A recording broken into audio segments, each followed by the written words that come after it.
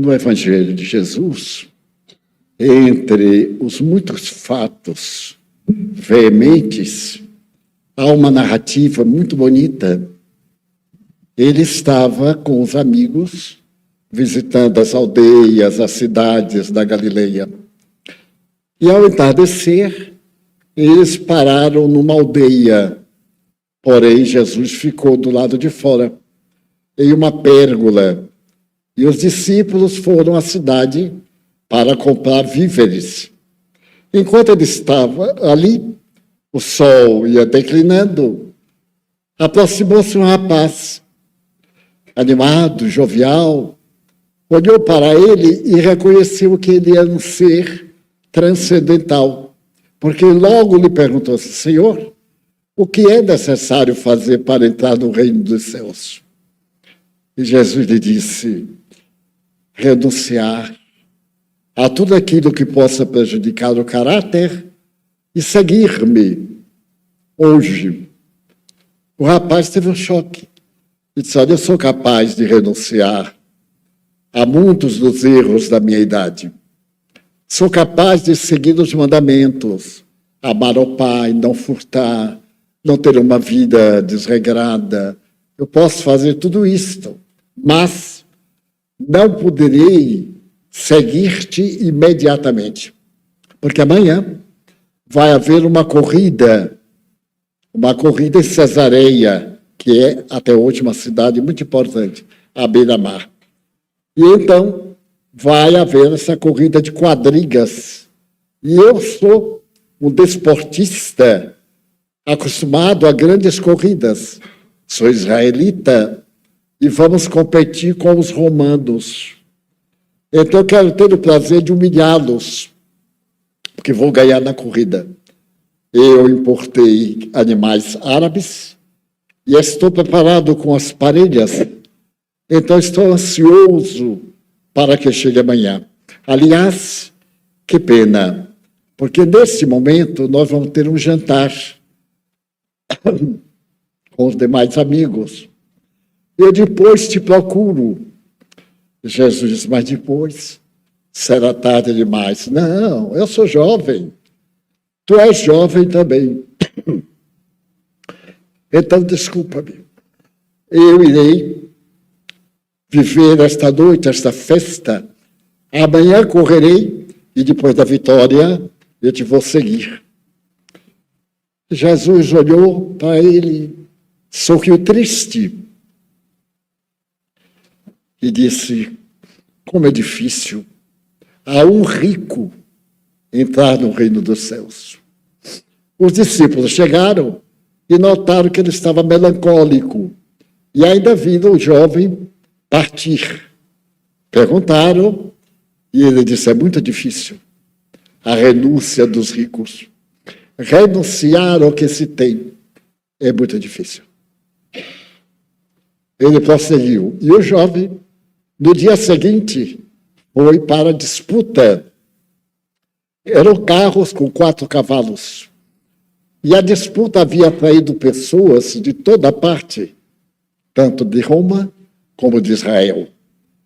E o jovem era realmente o ganhador. Ele ia à frente. E numa das curvas do estádio, uma das suas rodas pegou na roda de outro carro e quebrou o eixo. Então o carro tombou, ele foi jogado longe, teve uma concussão cerebral, morreu naquela hora. Muitas vezes nós temos noção do bem, mas deixamos para amanhã, para depois. Uma hora dessa até que eu faça. É até interessante. Como é que eu deverei viver sabendo que estamos em dias terríveis, mas o Evangelho promete uma era nova, um mundo civilizado, civilizado do ponto de vista moral, não civilizado através da aparência, vivendo pontualmente os nossos convites internos. É uma hora de dissolução. Eu tenho visto muitas mulheres casadas, elas me dizem assim: esse negócio de fidelidade já era. E eu fico olhando. E ela disse, se eu perceber que meu marido conseguiu alguma companhia, naturalmente eu boto outro no lugar dele. Eu digo comigo, será que ela não tem uma postura para ser melhor do que o marido, tem que ser tão baixa quanto o marido? Se o marido não tem caráter, ou ao contrário, se a esposa arranja outro, ele tem que arranjar outra, para mostrar que é homem, ou para mostrar que é um ralé, é igual. Porque o caráter não é fazer o mal em troca do mal, é exatamente ser indene ao mal, não se deixar contaminar. Vivermos neste mundo de tanta fantasia, de tanta mentira, e não nos iludirmos muito. Eu olho às vezes as redes sociais e fico parabenizando. Deus te abençoe, loucura. Deus te abençoe, alma sofrida. Porque a pessoa está botando para fora uma catástrofe de tudo que gostaria e não é. Está escondendo suas dores daquele vestido único de um dos melhores costureiros da atualidade, que é difícil saber. Daquele calçado cujo sapateiro é único. Os seus sapatos em Paris são feitos à mão. E a sola é vermelha. É o sinal dele. Então a pessoa compra o sapato por causa da sola vermelha. Não é porque seja confortável. É para todo mundo saber que aquele sapato foi feito por fulano de tal. E então dá um jeito de levar a perna e mostrar o solado. E depois tem um câncer na perna. Não que adianta. Faz muitos anos eu li numa enciclopédia britânica que um homem morava numa das cidades de uma das colônias britânicas e era minerador de carvão. Então ele tinha uma filha. Essa menina era um encanto, mas ele não lhe podia dar conforto. Periodicamente, aos domingos, ela tomava banho, trocava de roupa e vinha à cidade. Olhava as lojas. Ela estava com 10 anos. E num desses domingos ela foi da frente de uma loja e viu o sapato. Lindo. Aí ela ficou chorando. E o pai perguntou, por que, minha filha? Ela disse, porque eu nunca poderei ter esse sapato. Ele disse, não fique triste. Você tem pés. Os sapatos passam. Os pés ficam. Passou o tempo. Ela veio estudar em Londres. Se dedicou ao balé. E teve a felicidade de se tornar uma grande bailarina. Comprou os sapatos que queria. E um dia, uma rival, enquanto ela estava dançando, abriu aquele lugar em que fica o ponto. É uma abertura no palco para alguém ficar orientando o ator, a atriz, o que for. E então ela caiu no alçapão e quebrou os 2 pés. Ela ficou amargurada, no auge da carreira. E o pai estava idoso. Um dia chegou e perguntou por que estava tão triste, minha filha. Ela disse, porque agora eu tenho sapatos, mas não tenho pés. É muito importante termos pés. O sapato é um acessório. Então, o que nós somos interiormente é que é importante. Fazer esse trabalho, vivermos de maneira que não tenhamos vergonha de nós mesmos. Fazer em público o que fazemos escondido. Porque escondido ninguém vê, mas a gente sabe. E é necessário que a gente se respeite para poder ser feliz. Então, a melhor maneira de viver hoje, esse futuro, é desde hoje, viver diferente da comunidade. Todo mundo bebe muito, vai à balada. Quando chega na balada, já toma logo um copinho de uísque com droga, nas classes favoráveis. Nas pobres, é cachaça mesmo. A pessoa perde a dignidade. mas passa a euforia e no dia seguinte tem a depressão. Então não deveríamos fazer que a felicidade nos entorpeça. Ser feliz é poder olhar para trás e não ter vergonha do que fez. Porque o erro é uma sombra que nos persegue. Todos nós que erramos, um dia a consciência devolve e a gente começa a ter conflito, depressão, transtorno de ansiedade, inquietude, sentido de culpa, melancolia, insatisfação, porque nós somos dois, aquele que o mundo conhece e aquele que somos. Vamos ser uma unidade, vamos ser uma pessoa real, honesta. Quando é errado, eu errei, daí? Qual é o problema? Eu fiz porque quis, agora eu assumo a responsabilidade. Então nós vemos agora na guerra, são tão perversos, os de um lado como os de outro. E aqueles que estão nos outros países, torcendo por esse ou torcendo por aquele, porque estão tudo com ódio. Então não pode falar do assassinato do Hamas, do assassinato dos israelitas, porque a gente vai para a rua gritar para que o Hamas ganhe, mate, o Hamas ameaça dominar o mundo, matar o mundo, matar o cristianismo, o judaísmo e governar o mundo. E pode olhar na internet quanta gente, quantos milhões de gente favoráveis. Mas aí tem o outro lado. Os judeus também. Não ficará um Hamas na Palestina, porque a faixa de Gaza será transformada no deserto, conforme as notícias bíblicas, que é uma desculpa. Porque Deus não pode programar matar ninguém. Ele é a vida imortal. Do que adianta ter um pedaço de terra? Quando Israel foi criado, notabilizou-se uma mulher. Eu me lembro dela. Chamava-se Golda Meir. Golda Meir foi uma das primeiras ministras de Israel. Comoveu o mundo. Criou os kibbutz de Israel. Pegou aquele pedaço de terra no deserto e fez esta nação próspera, que é uma das mais importantes do mundo, num pedaço de terra menor do que Sergipe. Mas ela morreu. A glória dela passou.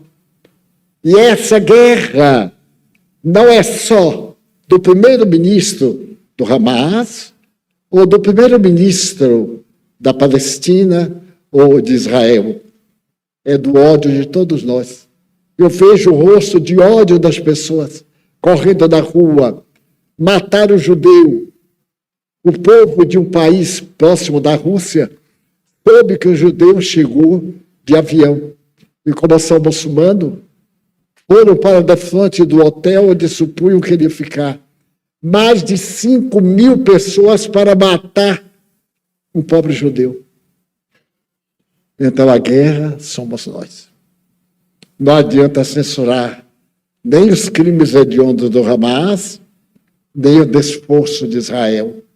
Porque, no fundo, quando a gente vai vendo e vai ouvindo os discursos, vai chegando aquela raiva, aquela vontade de torcer o pescoço do outro. Então, no futuro, não haverá mais guerra.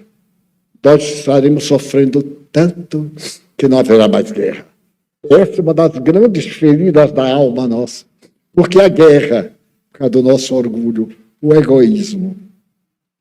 O Espiritismo é tão notável que Allan Kardec, quando estava escrevendo o livro dos Espíritos, fez a seguinte pergunta: por que a existência da guerra?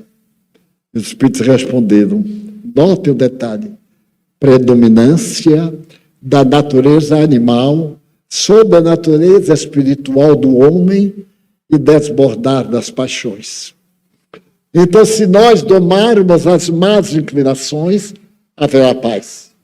Mas isso não vai depender nem do Senado, nem do Ministério tal ou qual, nem do governo, de cada um de nós. E eu vou acabar com a minha guerrinha. A guerrinha que eu tenho com meu marido dentro de casa. A pirraça que a minha filha faz à mamãe. A filhinha querendo tomar o namorado da mãe. A mãe tomar o namorado da filha. Mas o que há? É muita falta de vergonha. Uma mulher madura tomar o namorado da filha, viver em um conciliábulo de sexo, de repente tem um problema, perde a função sexual. E o que é que faz? Tem que viver. Vem até mim dezenas de homens que têm que fazer a operação de próstata.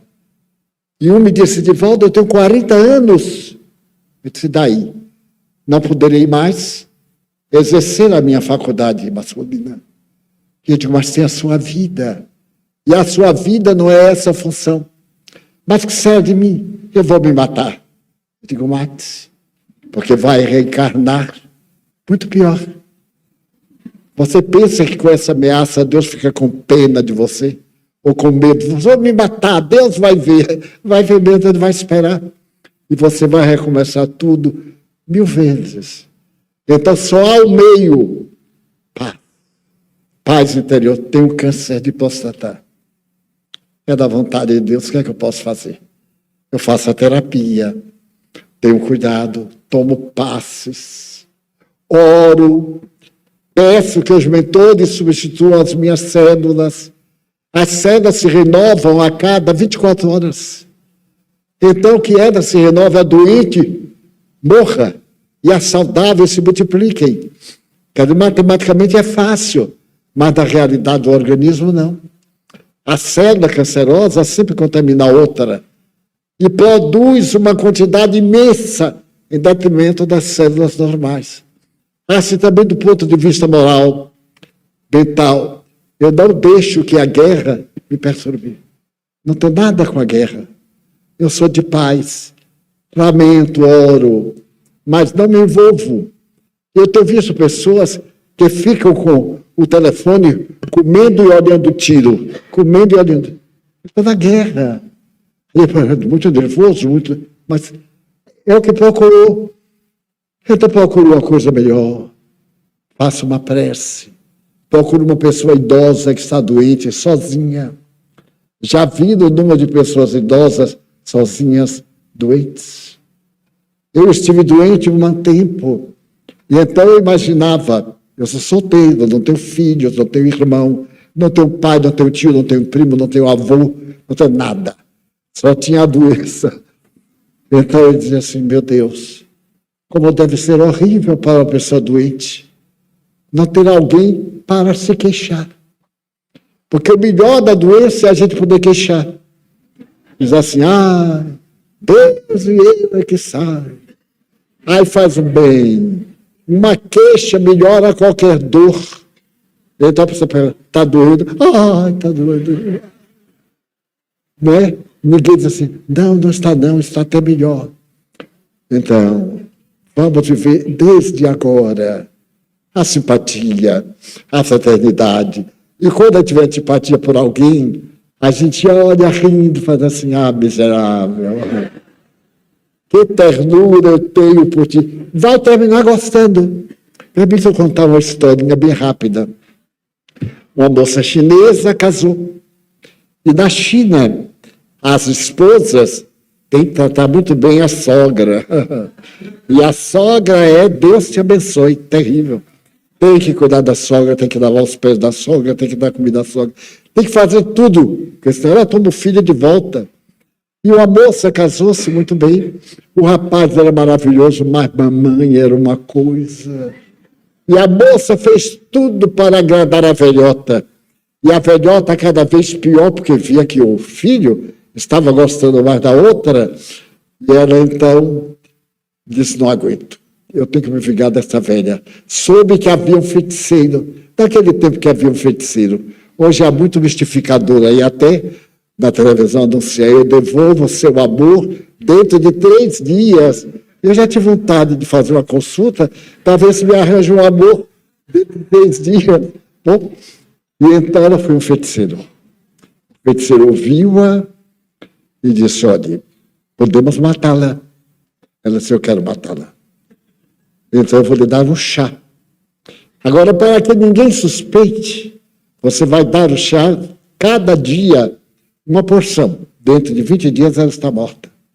Ai, que maravilha. Quanto é? Pagou, recebeu as instruções. Há um detalhe, trate a sogra muito bem, porque ninguém desconfiará, dirão assim, mas ela é uma nora extraordinária. E então ela começou a dar o chazinho, e a velha dizia, tem um gostinho diferente. Ah, é uma planta diferente. E tratava a velha, se carregava, e dava água de Colônia Regina, e fazia isto, fazia aquilo. E a velha foi indo. 10 dias, a velha ficou macia. E ela disse, mas que bom. 15 dias, faltava 5 para dar a dose final. Aí ela notou que estava gostando muito da sogra. A sogra mudou. Ela foi ao feiticeiro e disse, não quero mais matá-la. O que é que eu faço? Tire o chá e continue tratando-a bem. O chá que eu lhe dou é para amansar a velha, não é para matar. E desde a hora que você começou a tratá-la bem, sem preconceito, ela mentalmente mudou. É que a noiva, a nora, já olha para a sogra, tu que te meta comigo que vai ver. Pensa que eu sou trouxa? A pessoa já vai casada com o rapaz e metade de mal com a sogra. Daí eu tenho amigas que me dizem assim, minha sogra é minha verdadeira mãe. E tenho visto sogra que diz assim, ele não é meu filho, não, meu filho é uma menina extraordinária. Notaram, não é? As que têm sogra ruim, a partir de amanhã vai chegar e dizer assim, que gracinha, tem sogrinha, ela muda. Porque o cão, onde encontra carinho, ele fica. Daí é a nossa mudança que é importante.